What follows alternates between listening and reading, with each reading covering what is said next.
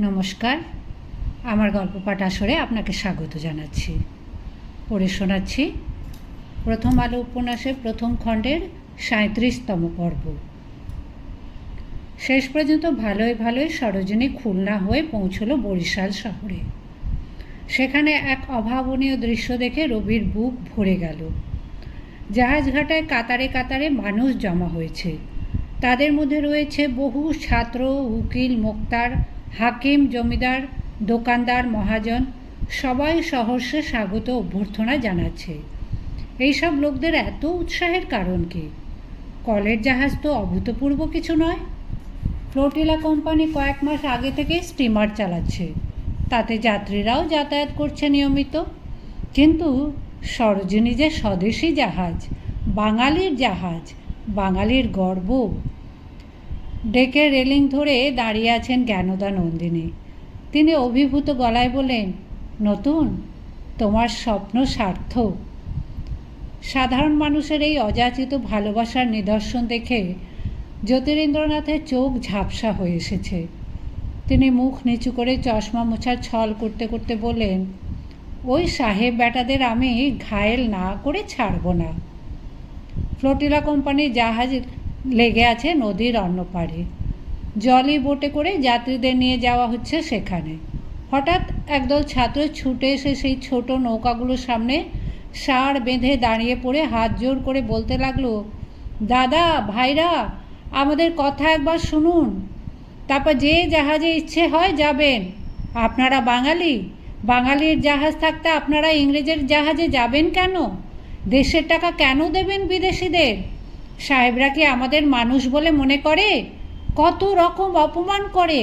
মনে করে দেখুন, আমাদের মঙ্গলের জন্যই ঠাকুরবাবুরা এখানে জাহাজ এনেছেন। তবু কি বিদেশি জাহাজে যেতে আপনাদের মন চায়? কিছু যাত্রী দোনামোনা করতে লাগলো।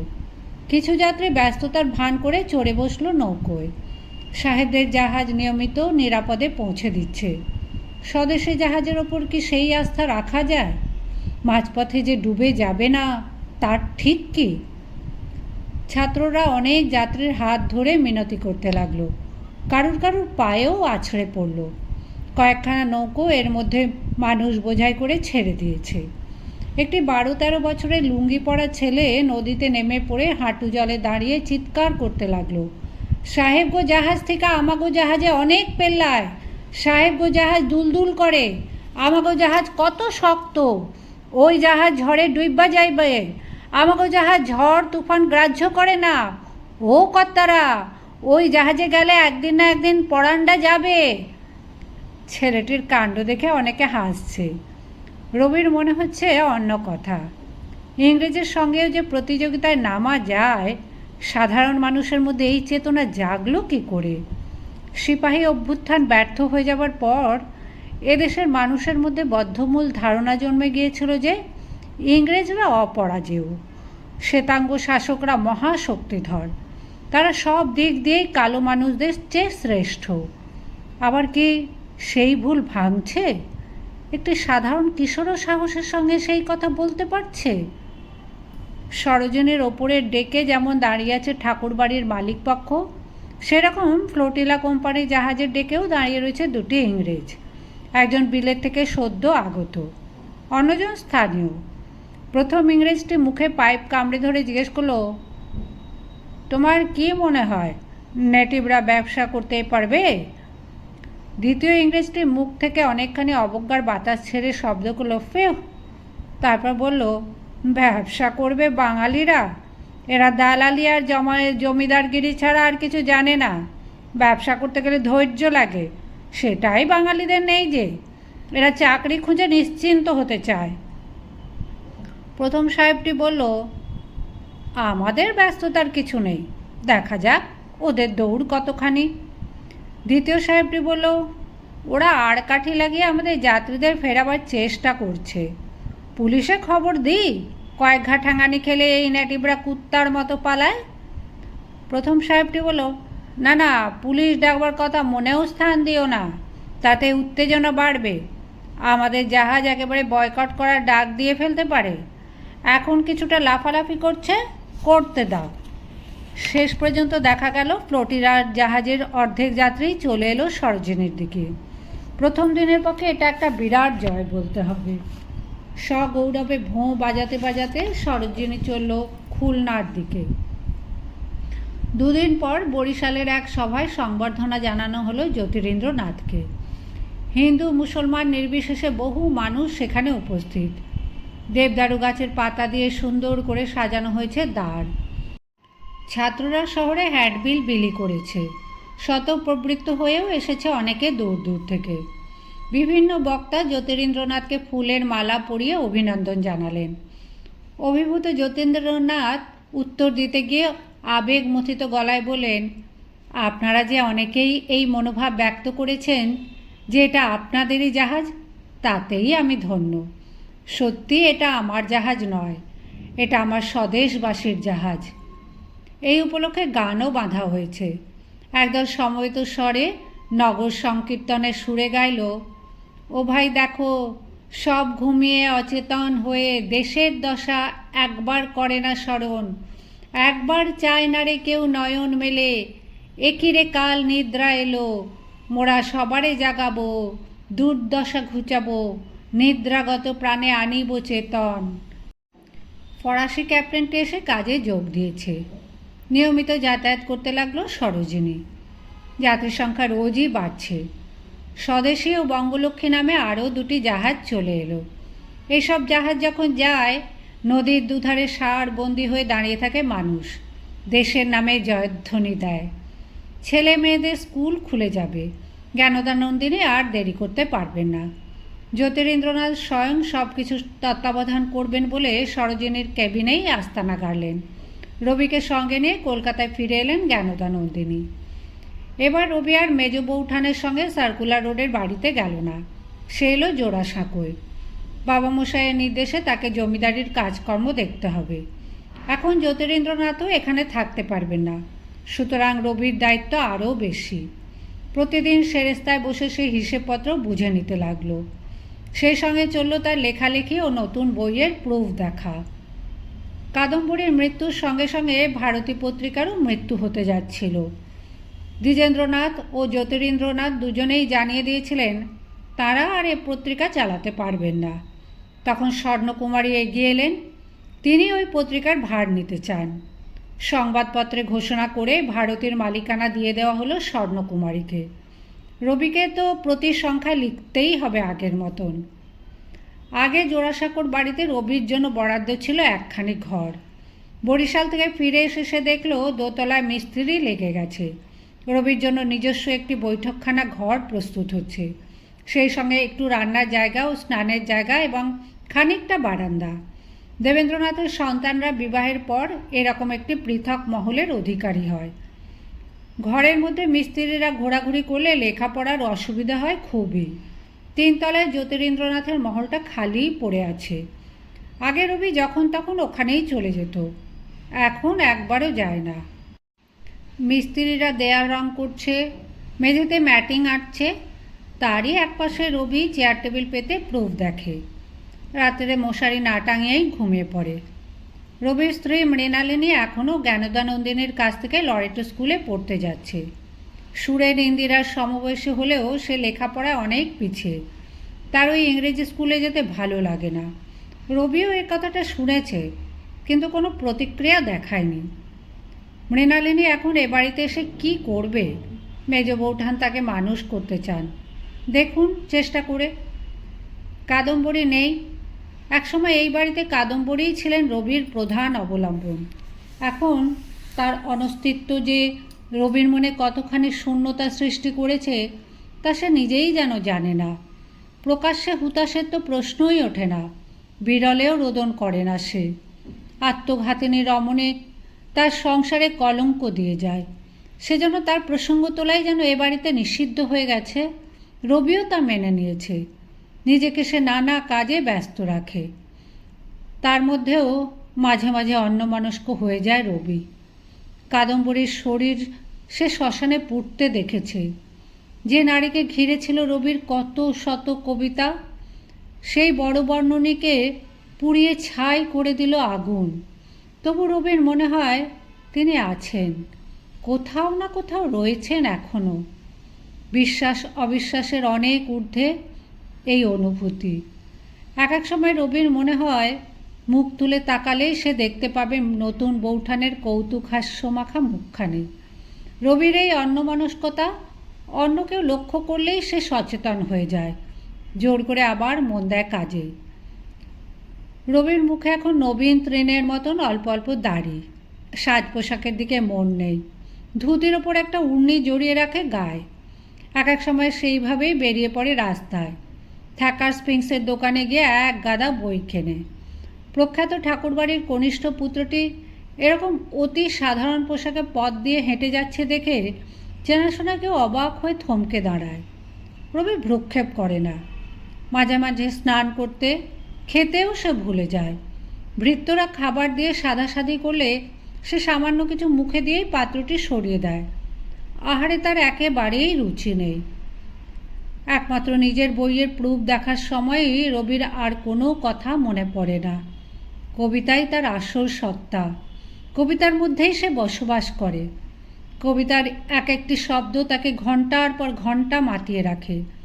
আবার কোনো শব্দের সঠিক প্রয়োগ না হলে রক্তক্ষরণের মতন একটা যন্ত্রণা হয়। যতক্ষণ না মনোমতন একটা শব্দ আসে ততক্ষণ সেই যন্ত্রণা থেকে নিষ্কৃতি নেই। প্রুফ দেখতে বসে রবি অনবরত কাটাকুটি করে, তখন তার বাহ্য জ্ঞান পর্যন্ত থাকে না। কাদম্বরীর মৃত্যুর ঠিক 7 দিন পর রবির বই বেরিয়েছিল প্রকৃতির পরিশোধ। ছাপার কাজ সব আগেই শেষ হয়ে গিয়েছিল। উৎসর্গপত্রতে লেখা ছিল শুধু তোমাকে দিলাম, কিন্তু সে বই রবি নতুন বৈঠানের হাতে তুলে দিতে পারেনি।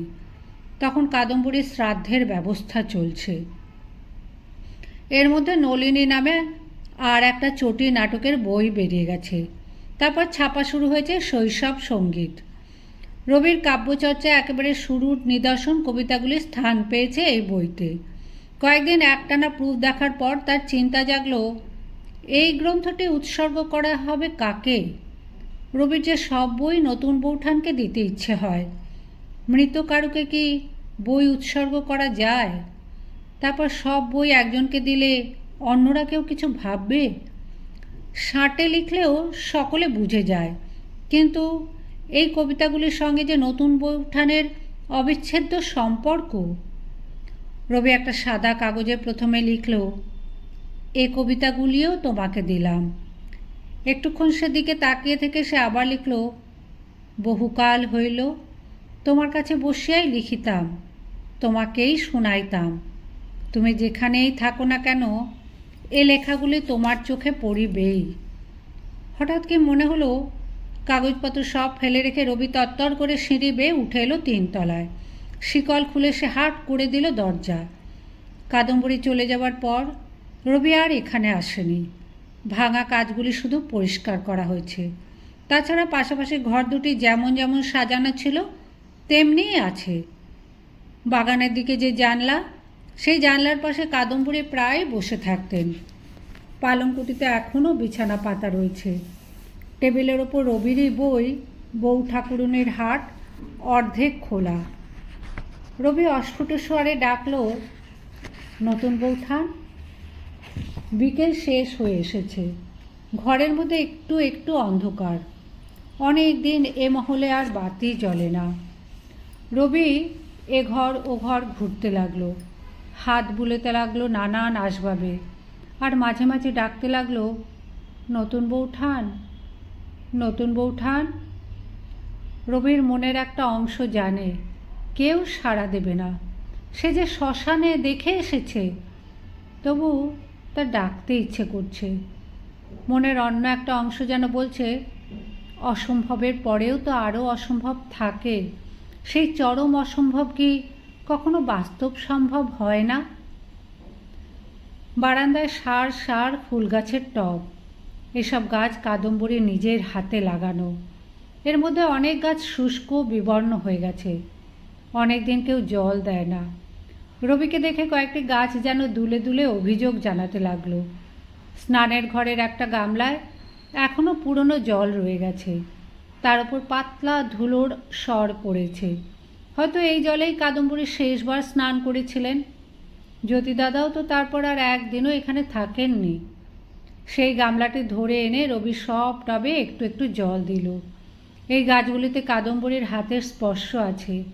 এক একটা গাছে হাত বুলিয়ে রবি সেই স্পর্শ পেতে চায়।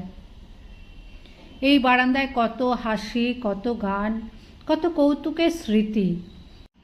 কখনো একসঙ্গে অনেকে মিলে বিহারীলাল চক্রবর্তী থেলো হুঁকো টানতেন অনবরত। সেই হুঁকো টানতে টানতেই নতুন কবিতা পাঠ করে শোনাতেন। অক্ষয় চৌধুরী চুরটে ছাই ছড়াতেন চতুর্দিকে। জ্যোতিদাদা পা ছড়িয়ে লম্বা হয়ে শুয়ে বলতেন, রবি, সেই গানটা ধরতো, মুলতান আড়খেমটা, বুঝি বেলা বহে যায়, কাননে আয় তোরা আয়। আর একদিন প্রায় অন্য কেউ থাকতো না, শুধু রবি আর নতুন বৌঠান। এই নন্দনকানন ভরে যেত কুসুম গন্ধে। কাদম্বরের বিকেলবেলাও স্নান করা চাই। ভিজে চুল, ভিজে ভুরু, কানের লতিতে আতর ছোঁয়ানো। রবি আস্তে আস্তে শুয়ে পড়ল সেখানে। আবার ডাকল, নতুন বৌঠান, তুমি আর আসবে না? সারা রাত রবি শুয়ে রইল সেই বারান্দার মেঝেতে। মাঝখানে ঝেঁপে বৃষ্টি এলো একবার, রবির সর্বাঙ্গ ভিজে দিল। তবু সে উঠল না। মাঝে ঘুম ও জাগরণ। নতুন বৌঠান আসবেন না সে জানে, তবু এখানে শুয়ে থাকতে তার ভালো লাগছে। সে যেন নতুন বৌঠানের অতীন্দ্রিয় স্পর্শ পাচ্ছে। সকালের দিকে রবির গায়ে জ্বর এসে গেল, তবু তার মনে একটা খুশি খুশি ভাব। নিচে নেমে গিয়ে জ্বর অগ্রাহ্য করে সে মেতে গেল কাজে। জ্বরটা অবশ্য সহজে ছাড়ল না। দুদিন বাদে রবিকে শয্যা নিতে হলো। কিন্তু তার মন থেকে যেন একটা পাষাণ ভার নেমে গেছে। সেদিন বারান্দায় শুয়ে থেকে একটা নতুন উপলব্ধিও হয়েছে তার।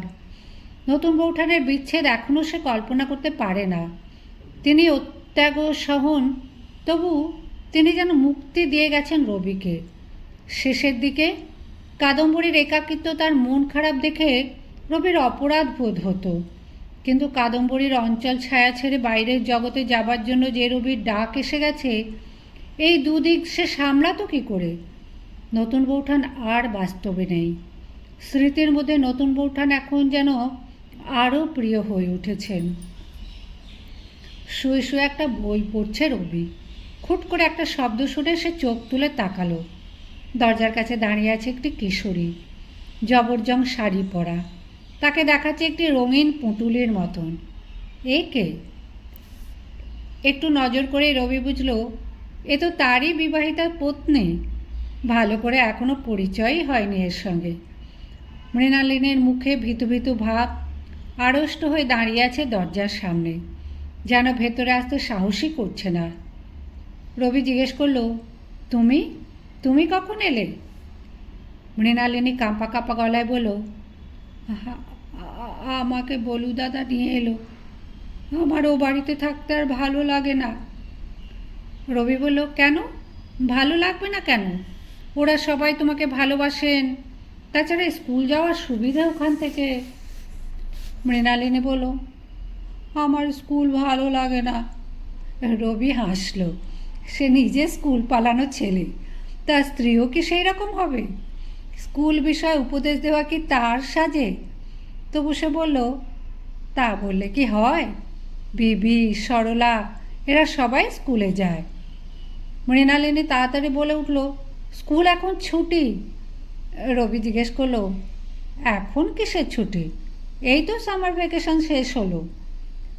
মৃণালিনী বলল, তা জানি না, এখন ছুটি। হ্যাঁ সত্যি ছুটি। রবি পালঙ্ক থেকে নেমে এলো দরজার কাছে। বালিকাবধূর সামনে দাঁড়িয়ে রইল কয়েক মুহূর্ত। বিয়ে করেছে, তবু এই মেয়েটিকে সে এখনও চেনে না। এই মেয়েটির তো কোনো দোষ নেই। ওরও হয়তো অনেক স্বপ্ন আছে তাকে ঘিরে। রবি আঙুল দিয়ে তার থুতনি তুলে বলল, ছুটি ছুটি, ভারী মিষ্টি শোনাচ্ছে তোমার গলায়। আজ থেকে তোমার ডাকনাম দিলাম ছুটি।